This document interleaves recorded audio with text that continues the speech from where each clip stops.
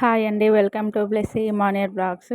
నేను first time మీషోలో ఈ క్యాంబో ప్యాక్ ఆర్డర్ చేసినప్పుడు నేను అవి విత్తనాలు వేసినప్పుడు అన్నీ చక్కగా జర్మినేట్ అయ్యాయి. చాలా బాగుంది, క్వాలిటీ బాగుందని మళ్ళీ మీకు చూపించాలని మళ్ళీ నేను వీడియో చేస్తున్నాను. వాటి జర్మినేషన్ కూడా బాగుంది.